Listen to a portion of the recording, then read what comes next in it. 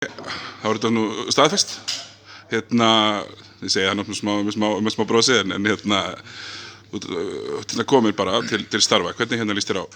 Mér líst frábærlega á og maður gengur inn í salinn og auðmýkt í fyrsta skipti og það er bara magnað og spennandi og verður örugglega líka magnað og spennandi þegar það á að fara að spila körfubolta sem að verður vonandi sem fyrst. Já, ég sé ekki laust í það öllum kýtli í það að komast inn í íþróttasali. Ég er náttúrulega sjálfur vanur að vera bara mestunni í maí, sko. Það er öðruvísi að þjálfa það sem þú náttúrulega hefur verið síðustu 2 árin það sem hefur verið gerð krafa á titil, náttúrulega. En kannski öðruvísi í Vesturbænum, það sem eru vanir að vinna.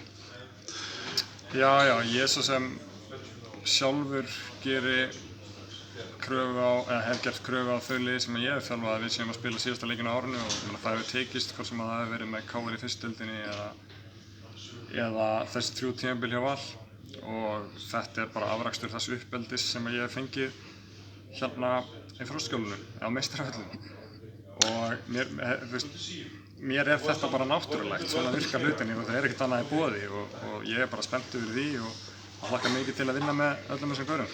Já, ég talaði við Bödda og hann sagði að það væru bara allir þessir helstu væru bara staðfestir áfram nema þessir elstu sem ég grunna svo sem að sé bara að reyna að sleppa því sumaræfingar.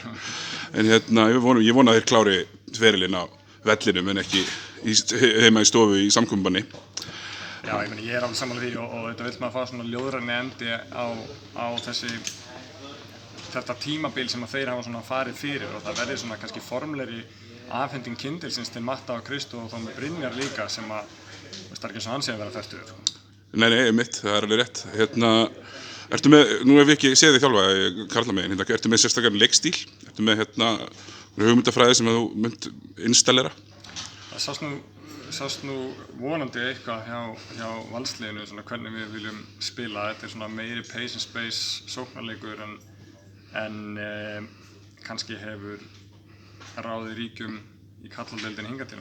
Fyrir mér voru flest liðin bara með 2 5-ar á vellinum í rauninni í fyrra og þetta er svona kannski örlítið meira analytikal heldur en að boltinn hefur verið hingað til í karladeildinni. Það er skotið mikið á þristum, það eru sáralitum langa tvista, þetta er svona high octane bolti á báðum endum. Já, þú ætlar að selja Jóni að taka færri langa tvista. Mér líst vel á þetta. Sjálfur mjög svona tölfræði drifinn þegar ég að skoða þetta. En þú náttúrulega fara til skrifandi 2 ára samning, þannig að það er náttúrulega ætlast til þess að væntanlega þú takir vonandi svanasöngin með þessum strákum og leiðir þá bara KR í nýja tíma. Já, ég svo sem horf ekkert, ég ætla ekki að skilgreina veru mína út frá því hvenær þessi strákar hætta að spila körfubolta en vonandi út af því að þeir eru góðir inn á vellinum og góðir í klefanum að þá fáum við það vonandi til að vera með. Þetta er ekkert mikið flóknara en það, þetta snýst bara að fylla upp í gott körfuboltalið innan sem utan vallar og svona sem að drifi áfram með góðri kemistríu. Þeir eru mikilvægir í því en það er engin heimsendur að vera ekki áfram. Ertu komið með erlenda leikmenn? Nei, við erum bara rétt að fara af stað í þessum málum, náttúrulega nýbúnir að semja. Ok, takk. Takk.